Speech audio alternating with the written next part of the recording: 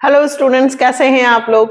हम लोगों ने चैप्टर 1 में कुछ चीजें की हैं। टीएस ग्रेवाल क्लास 12th में फंडामेंटल से रिलेटेड पास एडजस्टमेंट गारंटी के कुछ क्वेश्चंस किए हैं। अब हम सेकंड चैप्टर गुडविल में सबसे ज्यादा प्रॉब्लम बच्चों को होती है कि भाई हमें फॉर्मूलेज याद नहीं होते हैं, इतने सारे फॉर्मूलेज हैं, याद नहीं रह पाते हैं। तो मैं आपको कुछ सिंपल से मीनिंग बताना चाहती हूँ जिससे आपको ये फॉर्मूले याद हो जाए। ठीक है, तो मैं इस वीडियो में आपको गुडविल से रिलेटेड फॉर्मूले प्रैक्टिस करवा रही हूं और उनको डेली रूटीन की लैंग्वेज में आपको समझाना चाह रही हूं जिससे आपको वो चीजें याद हो जाएं। ठीक है, और नेक्स्ट वीडियो में हम गुडविल के इंपॉर्टेंट क्वेश्चंस करेंगे। तो सबसे पहले गुडविल क्या होती है, ये तो आप लोगों को पता ही है कि गुडविल यानी कि रेपुटेशन। एक मार्केट में आपकी फर्म को कितने लोग जानते हैं। यदि आपकी शॉप ऐसी प्लेस पर है, मार्केट की मेन लोकेशन पे यदि आपकी फर्म है, दुकान है, तो वहां पे कस्टमर्स ज्यादा आएंगे यानी कि उसकी गुडविल ज्यादा है। गुडविल आपको कितना पहचानते हैं। आप यदि उसको सेल करें अपने बिजनेस को तो आपका यदि बिजनेस बहुत है, आपके कस्टमर्स बहुत हैं, तो आपको उसकी वैल्यू बहुत अच्छी मिलेगी, है ना। तो गुडविल की वैल्यूएशन की जरूरत क्यों पड़ती है, तो हम पढ़ रहे हैं पार्टनरशिप में जब कोई नया पार्टनर एडमिट होता है तो जो पुराने पार्टनर्स हैं उन्होंने खूब सारी मेहनत की और खूब मेहनत करके अपना नाम कमाया, गुडविल बनाई। तो नया पार्टनर जब आता है तो हम उससे भी कहते हैं कि भाई हमारी गुडविल फर्म की इतनी है, इसका 1/4 हिस्सा तुम्हें भी देना होगा। सपोज कीजिए आप कोई बिजनेस स्टार्ट करते हैं, क्या पहले दिन से ही आपके यहाँ कस्टमर्स की लाइन लग जाती है? नहीं ना। आपको बिजनेस को बढ़ाने में, ग्रोथ करने में, एक्सपांड करने में, कस्टमर्स को जुटाने में कितनी मेहनत करनी पड़ी, तब जाकर आपकी गुडविल बनी है। तो जब भी कोई नया पार्टनर आता है तो वो गुडविल का पैसा भी हम उस व्यक्ति से मंगवाते हैं कि भाई आपको इतना फर्म में गुडविल का पैसा देना होगा। तो गुडविल का कितना पैसा मंगवाए, तो पहले गुडविल की वैल्यू तो निकालनी होगी। तो जब कोई पार्टनर एडमिट होता है या कोई पार्टनर छोड़कर जाता है तो उसने इतने साल मेहनत की है तो वो अपनी गुडविल का पैसा लेकर जाएगा। डेथ होती है या जब दो फर्म्स आपस में मिलती है, अमालमेट होती है, कंपनी बनती है फर्म, तो इन सब कंडीशंस में हमें गुडविल की वैल्यूएशन करनी होती है कि हमारी फर्म की आज की कंडीशन के हिसाब से कितनी वैल्यू है। ठीक है, तो गुडविल की वैल्यूएशन करने की कितनी मेथड्स हैं। गुडविल का क्वेश्चन 101% एग्जाम में आ रहा है। गुडविल के एमसीक्यूज में भी आ सकते हैं कि गुडविल जो है वो एक इंटेंजिबल एसेट्स है, हम एसेट्स में उसको लिखते हैं। इंटेंजिबल दिखाई नहीं देती है। अच्छा, गुडविल फिक्टिशियस एसेट्स भी नहीं है, इंटेंजिबल है बट नॉट फिक्टिशियस एसेट, दिखावटी नहीं है, उसका वैल्यू है। तो ये आपको गुडविल के पॉइंट्स याद रखने हैं, एमसीक्यूज में आपसे पूछा जाएगा।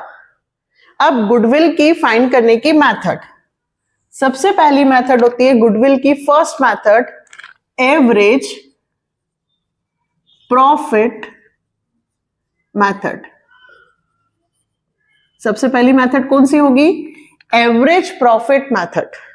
ठीक है, इसका फॉर्मूला हम कैसे याद रखेंगे? तो इसे याद रखने का हमें तरीका है कि सबसे पहले जितने ईयर्स के प्रॉफिट दिए होंगे, 2, 3, 4 जितने ईयर्स के प्रॉफिट हैं, उन सारे प्रॉफिट्स को आप जोड़ लेना। ठीक, यदि लॉस हो, जैसे मान लीजिए एक साल आपको 10,000 का प्रॉफिट हुआ, नेक्स्ट ईयर 2,000 का लॉस हुआ, तो प्लस तो होगा लेकिन ये लॉस है तो ये माइनस कहलाएगा। नेक्स्ट ईयर आपको 12,000 का फिर प्रॉफिट हुआ, तो आप अगर एवरेज निकालना चाहते हैं तो तीनों ईयर्स के प्रॉफिट को क्या करेंगे? प्लस, और नंबर ऑफ ईयर्स कितने हैं? 3, तो 3 से डिवाइड कर देंगे। ठीक है, तो 10 और 12 22 में से 2 गया, 20 डिवाइडेड बाय 3। एवरेज हमने छोटी क्लासेस में किया है। तो सबसे पहले एवरेज प्रॉफिट मेथड से यदि गुडविल फाइंड करनी हो तो सबसे पहले एवरेज प्रॉफिट निकालना होगा। जितने ईयर्स के प्रॉफिट है सबको प्लस करना, और यदि लॉस हो तो माइनस। नंबर ऑफ ईयर्स, जितने ईयर्स हैं उनसे आप डिवाइड कर देना, तो आपका निकलेगा एवरेज प्रॉफिट। ठीक, फिर गुडविल फाइंड करने के लिए हमें average profit into number of purchase year, number of purchase year से मल्टीप्लाई करना होगा। ये क्वेश्चन में आपको गिवन होगा कि गुडविल को मतलब कमाने में कितने ईयर्स लगे हैं, तो आपको गुडविल की वैल्यूएशन के लिए वो कहेंगे 2 times of average profit, 3 times of average profit, 2 years purchase of average profit. तो जितने ईयर्स बोले उनका एवरेज प्रॉफिट से मल्टीप्लाई कर देना, तो क्या हो जाएगा गुडविल। इतना आया समझ में? पहले सारे प्रॉफिट्स को प्लस करेंगे, लॉस होगा तो माइनस, नंबर ऑफ ईयर से डिवाइड करेंगे तो एवरेज निकलेगा, और एवरेज का नंबर ऑफ परचेज ईयर से मल्टीप्लाई करेंगे। ठीक, अब आता है इसमें कंडीशन। क्या कंडीशन? कि भाई प्रॉफिट में 2 पार्टनर हैं, उनको सैलरी भी देनी है, salary of partners, remuneration of partners. तो क्या करेंगे? यदि salary of partners, remuneration of partners हो तो ध्यान रखो एवरेज प्रॉफिट निकालना पहले, और एवरेज प्रॉफिट के बाद उसमें से रेम्यूनरेशन दिया हो या सैलरी दी हो, किसकी? पार्टनर्स की, तो एवरेज प्रॉफिट में से remuneration of partner, salary of partner पहले क्या करना? माइनस। तो आपका प्रॉफिट आ जाएगा एक्चुअल एवरेज प्रॉफिट। मान लीजिए आपका एवरेज प्रॉफिट आया 25,000 और आपको एक पार्टनर को सैलरी देनी है 5,000 रुपए साल की, तो 25,000 में से 5,000 रुपए सैलरी के माइनस हो गए। 20,000 इंटू जितना परचेज ऑफ ईयर बोला है 3, 4, उससे मल्टीप्लाई कर देना। ठीक है, तो जब भी ध्यान रखना कि एवरेज प्रॉफिट के बाद यदि क्वेश्चन में रेम्यूनरेशन या सैलरी दी हो कि हर ईयर आपको इतनी सैलरी देनी है, तो हर ईयर माइनस नहीं करना है, आप एवरेज निकालकर डायरेक्ट उसमें से माइनस कर देना। ठीक, ये आपकी कंडीशन हो गई। अगर आपको एबनॉर्मल, यदि मान लीजिए आपके पास 3 ईयर दे दिए हों, 2011, 2012 और 2013, ठीक है, और आपको बोला है कि प्रॉफिट हो रहा है 50,000, 60,000 और 70,000, ये प्रॉफिट दिया है। ठीक, अब यहां पे आता है कि भाई 2011 में लॉस बाय फायर है। क्या है? लॉस बाय फायर 10,000 रुपए का। 2012 में profit on sale of assets है 5,000 का। इस तरह से यदि क्वेश्चन है आपके पास 3-4 क्वेश्चन। इस वीडियो में मैं आपको सारा बेसिक बता रही हूं, नेक्स्ट वीडियो से हम क्वेश्चंस भी करेंगे, पर यदि आप लोगों को बिल्कुल नहीं आ रहा है या आप पूरा भूल चुके हैं तो पहले आप यहां से बेसिक कंप्लीट कर लें। अब देखो ये क्या है, एक होता है एबनॉर्मल लॉस, आपने वर्ड सुना होगा एबनॉर्मल लॉस, और एक होता है एबनॉर्मल इनकम। क्या होता है? एक एबनॉर्मल इनकम। सबसे पहले इनका डिफरेंस समझो बेटा। एबनॉर्मल लॉस या abnormal income non recurring nature. कौन सा नेचर? Non recurring nature. आपको सिर्फ इतना ध्यान रखना है कि जब भी कोई लॉस, एक्सपेंसेस या प्रॉफिट, इनकम है, तो आप पहले क्वेश्चन पूछना कि ये हमेशा आपके बिजनेस में होती है या कभी कभार, उसका नेचर कैसा है, रिकरिंग नेचर या नॉन रिकरिंग। सैलरी पार्टनर्स को क्या एक मंथ देते हैं या हर मंथ? हर मंथ। इंश्योरेंस प्रीमियम भरते हैं, हर साल भरते हैं या कभी एक बार भरते हैं? हर साल फील करते हैं। तो वो खर्चे रिकरिंग नेचर के हैं। रिकरिंग खर्चे वाले जो हैं वो तो एक्सपेंसेस माइनस होते हैं और इनकम प्लस। लेकिन नॉन रिकरिंग वाले, अब यहां बोला इन्होंने कि माल आग से जल गया या फायर से हमें 10,000 रुपए का नुकसान हुआ 2011 में, जो डेबिट कर दिया था। तो मैं आपसे क्वेश्चन पूछती हूं, क्या आपके बिजनेस में हर साल आग लगती है? दुकान में नुकसान होता है? नहीं। तो वो कैसा नेचर हुआ? Non recurring. Non recurring nature मतलब ये कौन सा लॉसेस हुआ? एबनॉर्मल। तो ऐसे लॉसेस को, ऐसे एक्सपेंसेस को हमें प्रॉफिट में इंक्लूड नहीं करना है। हमने इस एक्सपेंसेस को माइनस कर दिया है, लेकिन हमें इस एक्सपेंसेस को यहाँ पे माइनस नहीं करना है, तो हम 10,000 रुपए वापस यहाँ पे प्लस करेंगे और हमारा 2011 का प्रॉफिट 60,000 कहलाएगा।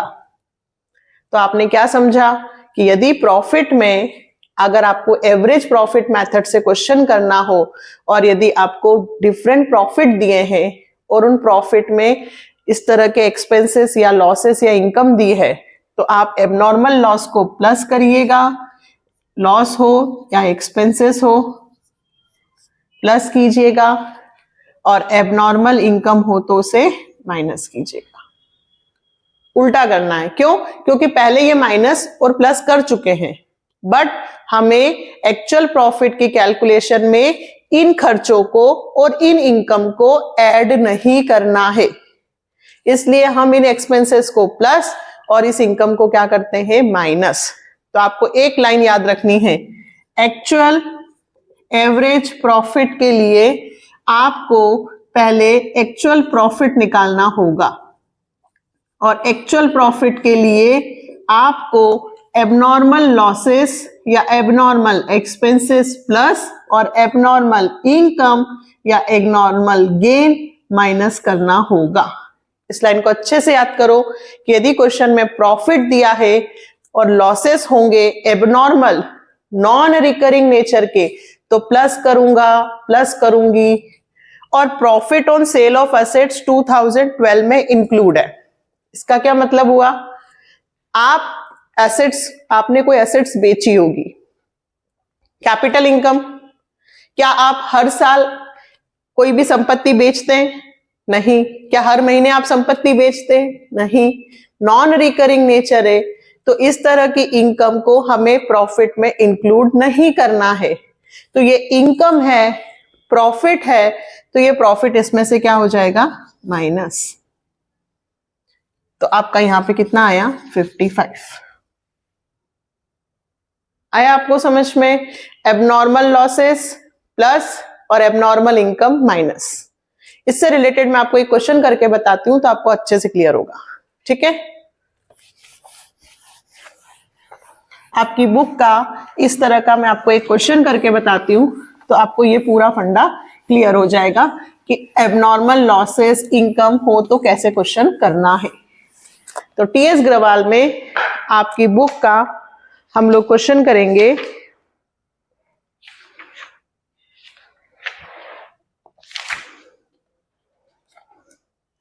बहुत अच्छा क्वेश्चन है, मधु एंड विधि। ठीक है, ये 5th नंबर का है, आप आगे पीछे देखिएगा एडिशन के हिसाब से। मधु एंड विधि, मधु एंड विधि का रेशियो दे रखा है 3:2। They decide to admit Manu. देखिए वैल्यूएशन ऑफ गुडविल का कब हमें जरूरत पड़ी? जब मनु एडमिट हो रहा है। मनु एडमिट हो रहा है और Manu will be given 2/5 share of profit. Goodwill of the firm, goodwill of the firm will be valued at 2-year purchase of 3 year normal average profit. Purchase year कितना है 2, परचेस ईयर कितना दिया है 2, और हमें एवरेज प्रॉफिट कितने years का निकालना है 3। ये ध्यान रखना, एवरेज प्रॉफिट कितने ईयर्स का निकालना है और नंबर ऑफ परचेस ईयर कितने दिए हैं। तो profit of the previous 3 year, आपको 3 साल का प्रॉफिट दिया है, ठीक है, 2023, 22 और 21। तो देखिए पहले मैं लिख देती हूं 2021, 2022 और 2023, 3 साल का प्रॉफिट दिया आपको। 21 में आपको प्रॉफिट दिया है बेटा 1,10,000, ये प्रॉफिट दिया हुआ है।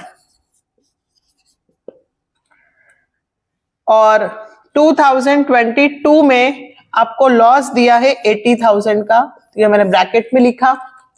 और 2023 में आपको प्रॉफिट दिया है 30,000। ये 3 इयर्स के प्रॉफिट दिए हैं, ठीक है। अब सुनिए 21 में बोला है profit 1,10,000 including gain profit 30,000 on sale of fix assets.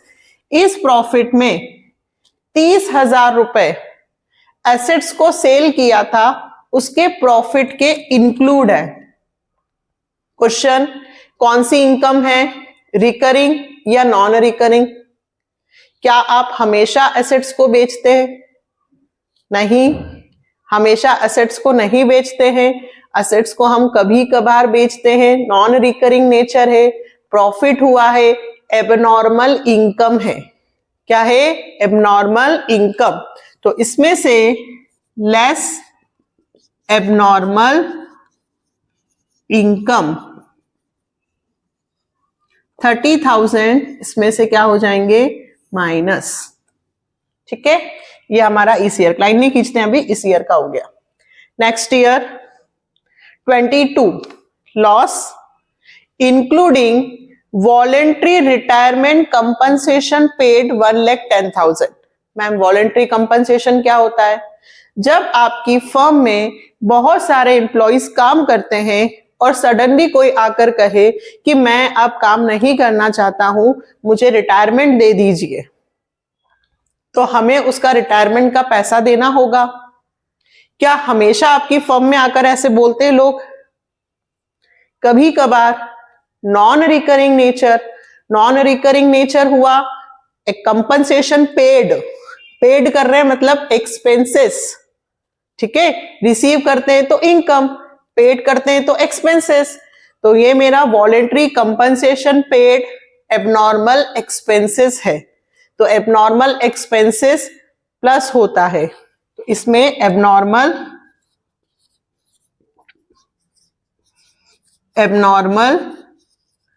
Expenses यहां लिखना, वॉलेंट्री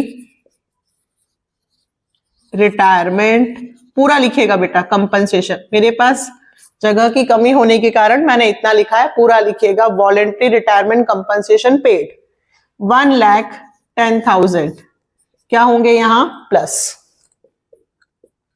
नेक्स्ट 23 में profit 30,000 after debiting loss of stock by fire 40,000। 40,000 रुपए का लॉस हुआ, क्यों? क्योंकि स्टॉक फायर से जल गया। हमेशा नहीं, कभी कभार, non recurring nature, abnormal loss हुआ, तो हम इसमें क्या करेंगे plus, add abnormal loss by 5, पूरा लिखिएगा। कितना? 40,000। इस तरह से आपको टेबल बनानी है। जिस प्रॉफिट में एबनॉर्मल इनकम इंक्लूड है माइनस करना, जिस प्रॉफिट में एबनॉर्मल लॉस है उसमें प्लस करना। नॉर्मल माइनस प्लस ही होंगे, नॉर्मल इनकम प्लस और नॉर्मल एक्सपेंसेस माइनस। एबनॉर्मल की बात हो रही है। फिर आप इसका आंसर निकालें, तीनों ईयर का प्रॉफिट निकालें कि आपको एक्चुअल में कितना प्रॉफिट हुआ है। एक्चुअल प्रॉफिट, अभी एवरेज नहीं निकला, अभी एक्चुअल निकलेगा। 1,10,000 में से 30 माइनस हुए 80, ये -80 है और प्लस 110 करेंगे तो 30,000 प्लस का आएगा, माइनस प्लस का ध्यान रखिएगा, और 30 और 40 70। ये क्या आया बेटा आपका अभी actual profit.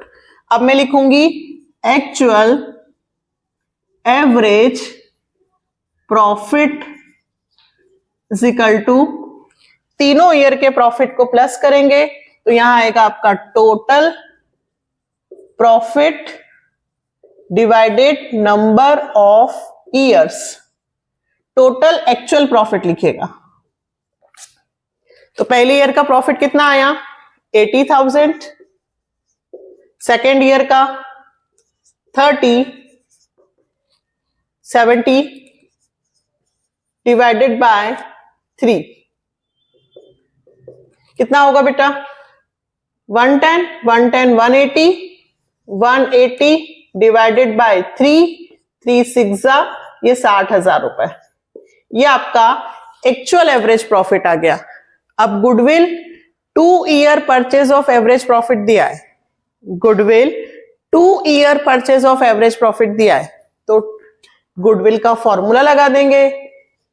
Goodwill is equal to actual average profit into number of purchase year. पूरा लिखना है, शॉर्टकट नहीं चलेगा।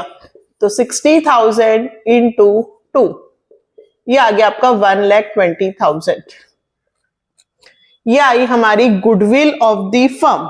क्या आया हमारा गुडविल ऑफ द फर्म। ये हमने एक मेथड समझी है, एवरेज प्रॉफिट मेथड। ठीक है, अब इसके बाद सुपर प्रॉफिट मेथड। अब कौन सी मेथड सीखने वाले हैं हम, सुपर प्रॉफिट मेथड। पहले मैंने सोचा था कि एक ही वीडियो में सारी मेथड एक्सप्लेन कर दूंगी, बट लगता है कि फिर वीडियो लंबा हो जाएगा, है ना। तो एक काम करते हैं कि ये मैंने आपको अभी कौन सी मेथड समझाई फर्स्ट, तो इसको पार्ट 1 मान लेते हैं। पार्ट 2 में मैं आपको सुपर प्रॉफिट कैपिटलाइजेशन मेथड समझा भी देती हूं और एक क्वेश्चन भी करवा देती हूं। ठीक है, तो नेक्स्ट वीडियो में फिर मिलते हैं पार्ट 2 गुडविल के एक्सप्लेनेशन में। Like, subscribe and share. Bye.